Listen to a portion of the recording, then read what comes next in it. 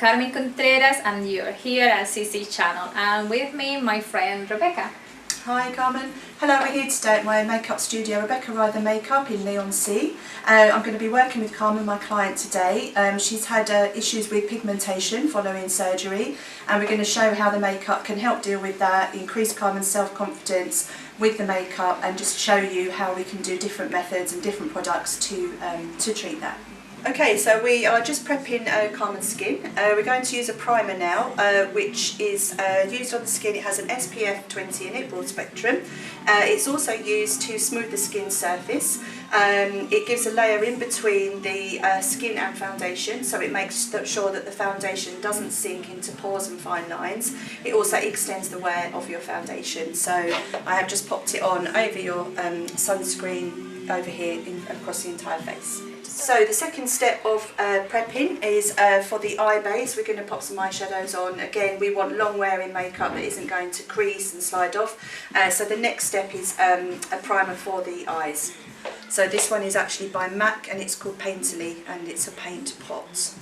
This will also take away discoloration in the eyelids. So where our skin is 8 times thinner around our eyes, we can see our veins and, you know, colour underneath. So when you put a primer on the eyes, it's going to make the eyeshadows stay a lot more true to colour. You wanted your eyeliner softer today, more of a daytime look than the evening. So I'm going to make an eyeshadow damp. It's a little trick that we do when we want just a subtle eyeliner, not a pencil or a liquid liner.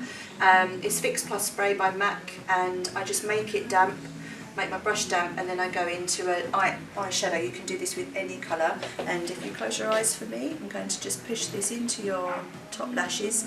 Even if you want a daytime look, eyeliner is still quite a good thing to apply because it's the one thing around the eye that really frames the eye. So it doesn't have to be heavy, but it is still quite a good step to do.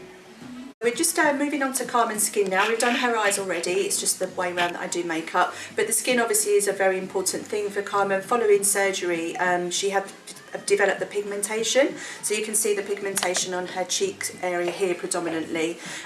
She's had treatment for this and is having treatment, I believe. Yes. Yes. So the treatment is ongoing, but obviously for confidence, for ladies, you know, if we can get rid of this or disguise this with still the skin looking real, that's quite a key thing to do. So also the areas that are being treated are also quite delicate. They maybe suffer from a bit of dryness, so you have to sort of use products that are going to help with that rather than make that worse. So as you saw before, we use the primer. So there's a layer now between Carmen's skin and what I'm going to put on. So that's a silicone primer, which is going to help with all the makeup gliding over these areas. We're going to use a foundation first because that will cover to some degree Carmen's skin, and then we're going to go in with a really good concealer product, which I'll explain a bit more when we're doing it, and that's going to cover completely Carmen's pigmentation. So the next product that we use is concealer. The Amazing Cosmetics concealer has come over from the States. It's the biggest selling concealer at Sephora out there, and makeup artists now in the UK are absolutely loving this product. There's a couple of points of difference with it. It's water resistant once it's on. It covers rosacea, pigmentation, we've covered bruising with it. It can cover tattoos to some degree if you've disguised them underneath. It has a really good coverage as a concealer. But the reason that makeup artists are raving about it is because generally higher coverage concealers were quite cakey and powdery and obvious looking.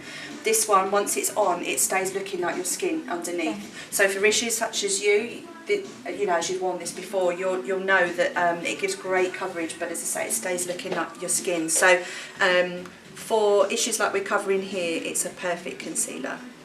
Right, okay, this is what we've done with Carmen today. We did a very simple makeup, so it's not that you have to spend a lot of time. This is how Carmen now looks with just a few simple products. Obviously the key products, foundation and concealer for her skin concerns. It's also useful to mention that, you know, lots of ladies go through different things that, you know, knock their self-confidence, surgery, developing things such as melasma, pigmentation.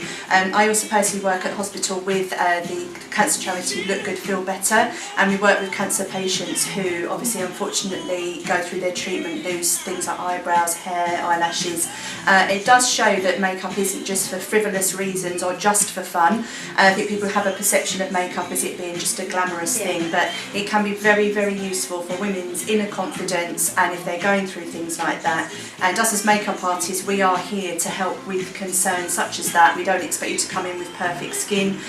Products these days, science has met makeup, and there are so many brilliant products out there that you can deal with lots and lots of issues. So hopefully Carmen's pleased with the final result. Very pleased, Rebecca, indeed. Thank No you very problem. much. For any more information or any consultations, Rebecca's Facebook page and website are here below. Thank you very much.